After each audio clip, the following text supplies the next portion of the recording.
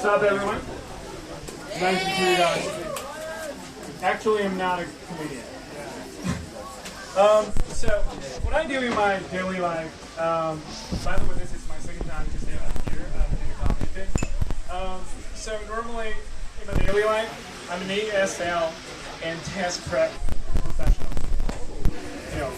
You know that, like, somebody just, like, got a laugh? You know, it's just a fancier word to say that I'm an English teacher. Like, how many of you are English teachers? Raise your hands. Woo! Proud to be English teachers, right? Yeah. All right. So today we're going to talk about squatting toilet. Like, for how many of you, it's like your first time to use a squatting toilet before, like you've never used them before? How many of you? I see a lot of people raise your hands, right? So, first I'd like to share you about the advantages of using a squatting toilet. Because first it's the position. Think about the position. Like, in a squatting toilet, you squat like this, right? According to my experience, that a lot of Westerners cannot do this position. Like, they have to tip their toes, like, oh, just make sure I don't fall. But you know, that's a natural position. It's because you used all those like fancy toilets for too long and you forgot how to do the natural position. Think about our ancestors, right? We're like a bunch of hunters and gatherers wandering across Africa, right? So it's a sunny day, you feel the spring breeze on your face, and suddenly you have this funny feeling in your stomach. Right? I need to find a place to got this nice quiet place, and there's nobody around. You squat down, and probably like you're like, oh, there's some grass here. Like, and you can get like a handful of those, so I can wipe my ass clean. Yeah, so that's like you can get a full extrition, you know, to be academic if you use the squatting position, and that's how they have invented the squatty potty. Not sure if you ever heard of it. Anyone heard squatty potty? So it's basically like a plastic little stool to mimic the squatting position, like we were sitting on the toilet. There was a viral video a couple of years ago on YouTube. You definitely should squatty potty. All right, so that's the one big advantage. Another advantage of it, it's that you're never going to have a direct contact on the lid, right? Think about, like in some fancier toilets, you have those flimsy covers. You take it off. You put it on the top. But you really believe that shit is going to separate your vulnerable underparts from somebody's pee stand? Somebody's sperm stands? Right? Like, who knows like Stan is doing in the office, right? He's going to the toilet for 4 times today. I don't know, like only he came out of the toilet, so like there's a flush down there. I don't know. Like he looks around, like he did something wrong, right?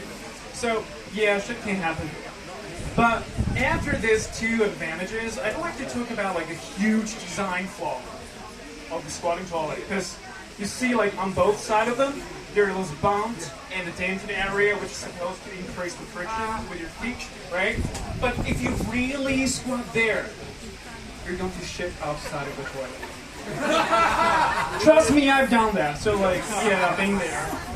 So probably you're going to spend the next 10 to 15 minutes trying to clean that shit up. I mean, like, shit up. And hopefully nobody finds out, right? So you learned your lessons. The second time, like, you move forward. You move really forward. So your poop landed on the ground, right? It's landed in the toilet, but it's going to linger there for the next 5 to 10 minutes, and you have to get stuck with the smell. Right, your own smell for the next 5 to 10 minutes. So the next time you learn the lessons, you move back a little bit. Bullseye! Right, you hear the splash. Maybe it's loud. Maybe it's quiet. Depends on your appetite. Like how much you eat or how long you've been coding it. Right? So the 4th time, this is the best situation. Like when the drumbeat touches the edge.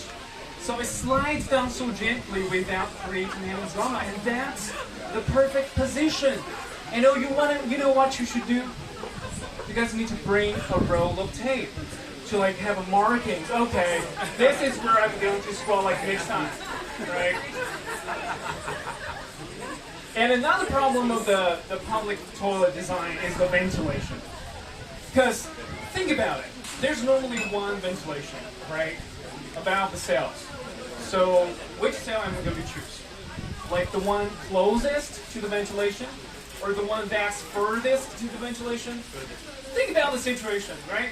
Like for the first time, if you're closest, it can suck out the poop smell really fast. However, it's going to suck other people's poop smell into your cell. You know? Think about that combination you're going to get. But if you choose the one that's the furthest, and maybe your own poop smell is going to linger a little bit, but the good thing is you're not going to smell others. So next time, if you go to the public toilet, you really need to get something. You know, first a roll of tape, right? And second, you need to think about like where I'm going to choose, like which cell you're going to choose. All right, so that's for the toilet joke. All right, how much time do I have? A minute if you want it. Oh, a minute. Okay, I still got a minute. Cool. What am I going to say? How many of you have ever been driving in China? Driving. Okay, scooter counts. So, I've been driving like for 10 years, and like when you're driving in China, you gotta be careful, right? Because there are three kinds of people you really need to watch out. First kind of people, BMW drivers, Mercedes drivers, right? Land Rover drivers especially, like those people, they don't know how to use the blinker.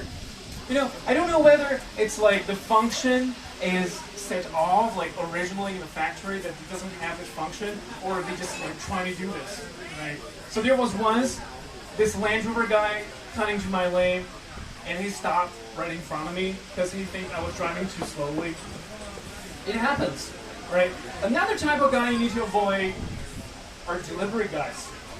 Trust me, like you see those delivery guys on the e-scooters, they seem to have a problem telling like which is the left, which is the right, you know, because like in China, we're supposed to drive on the right, but for them it doesn't matter. Which way is the fastest, that's their way, right? So like, it's so easy to get into an accident with them. And the third category are old uncles and aunties. Think about them, like wherever they go. Normally it should be like a pedestrian walk, like then you can cross the road. But for them, they seem to have bring some brushes and paint with them, like wherever they go, it is the pedestrian walk, right? So they assume that you're going to stop for them, you know, you don't have the balls to like crash into them, so yeah. So these are the three types of people you need to be careful like when you're driving in China. All right, that's all my shit. Thank you guys. You guys are awesome.